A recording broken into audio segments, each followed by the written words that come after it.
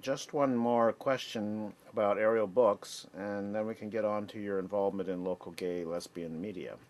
Did you have a bulletin board there for that included women's and gay and lesbian Oh, events? absolutely, the Yeah. main thing, and the prime space was all filled with lesbian gay books. It's only the window I'm talking about. Yeah. Just the window. So you put a novel by Jane Rule in the window, there'd be, or a book by May Sarton, or even very lesbian books that didn't have the word in the title.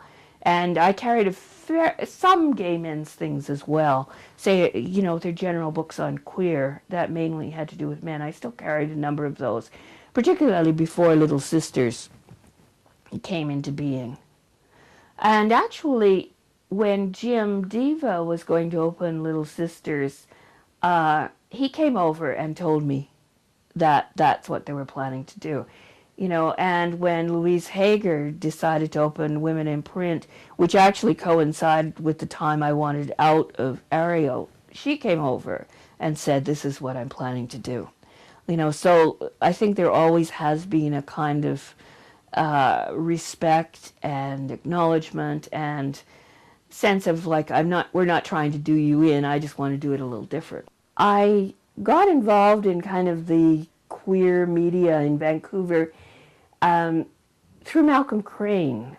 Malcolm was a kind of an interesting figure. I met him for the first time when he came into the store. I never met him before. I'd heard his name a lot. And he knew that I wrote, I guess. I think I'd done some writing somewhere. And he asked me if I were interested in becoming a sort of a co-editor of a new newspaper that he planned to bring out for the gay community. And it was a very attractive offer because he was going to pay me $1,600 a month for, I think it was 20 hours or something, quite part-time. And my job, he was going to be the editor-in-chief and do most of the writing. My job would be to pull news articles off feeds and do things like that. When was this? Oh, gosh. Now, 85? This would have been right about the time that he was getting a lot of flack from Angles and the community center. He had become the person in charge of the Pride Parade in 1984, and that was the first year that there was an election. That all three candidates in Vancouver Centre were seeking the gay vote, and they were all marching in the parade, and they all came down and wanted to speak, as well as people like Sven Robinson. He got up and said, these people all want to talk to you. This is at the event after the parade. Mm-hmm. These people all want to talk to you, but we're not going to let them because this is our party. And people like myself, who had been working for 10 years out in the audience to get politicians to pay attention to us and to seek our vote, were tearing our hair out. And he got roundly criticized for that by Angles, and later he became very hostile to Angles and the community center, saying that they were didn't represent the entire community and that they were too leftist and too political. And I suspect that this newspaper was part of his reaction to that. He loathed Angles, and he assumed that I loathed it too, which I didn't.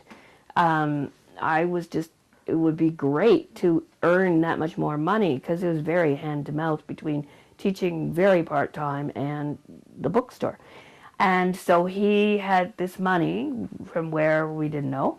And he had as Tom Graff, who was a graphic artist, to be the designer of the paper, Al McDonald to sell ads, which was already started, and I would be the kind of second banana editor. He would basically do all the interesting stuff, and I would pull stories off the wire and do the patchwork and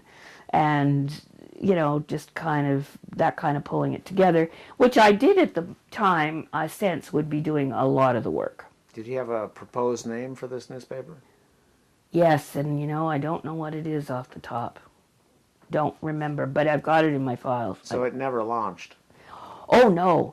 When we met, Malcolm had these figures of how the paper would grow and spread and become the literary journal of record, and they were completely off the wall. They were projecting 100% ad sales space in a fairly ambitious start. I mean, he wasn't starting with 10 pages. He was starting like it was 30 or 50. I mean, I can't remember, but it was just not possible. And so also Tom had been starting to work on kind of layout ideas and things like that and hadn't seen any money. I was just coming my first meeting, so I didn't expect anything.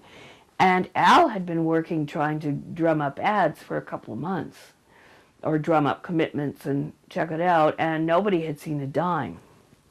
We had some meetings in the store because I couldn't get away, and we then had some meetings in what I called the bunker, which was on Burrard, near Davie, in a very low-rise office kind of building. And the office was windowless in the basement, and I remember going in and saying, I thought you guys were into decorating, because I have never seen such a, like, it was a huge space full of junk, hideous furniture, kind of furniture that's so hideous you're better without, and some kind of gross color. Orange springs to mind, but it may have been green. Shag carpet, and then of course there was a private office with a business card on the door that said Malcolm Crane, whatever the name of the thing was, CEO and editor-in-chief, D. period Phil, Phil period Oxon. And I thought, wow, I didn't know he had a doctorate from Oxford. Well, he didn't. To put it that way. Anyway, I realized very, very soon that a lot of this was a pipe dream.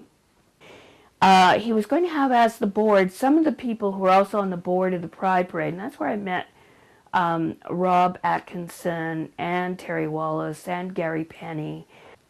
And any case, I know Rob Atkinson in particular was trying to very gently suggest that this was probably a little bit pie in the sky. And when Malcolm suddenly died, and of a brain aneurysm, and no, I mean, of course, completely unexpected. Rob had the keys and that to the bunker, and I think it was somehow partly connected to Pride, and maybe Pride was paying for the office space. I don't know. I just don't know. But I know I was there where I was cleaning things out and bringing them to Malcolm's partner, Stanley Weiss. And I think there were people boxing up his books and his stuff and bric-a-brac, and there was a big painting in his office. And Stanley, of course, was just devastated, absolutely devastated. And I remember going through these things and finding a canceled check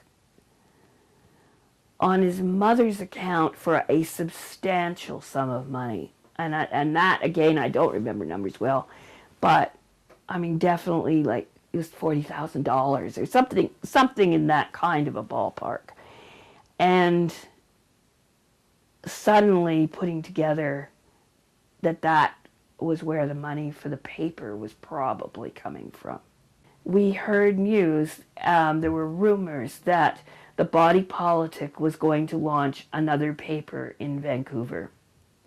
And in fact, a lot of pressure Malcolm had was to get us up and running before this might happen, or it might totally deter them. You said that he had asked you to be involved in prison? I think they did a piece on the store, something like that, and then he asked me, I guess he liked what I did, and he asked me to become part of the show.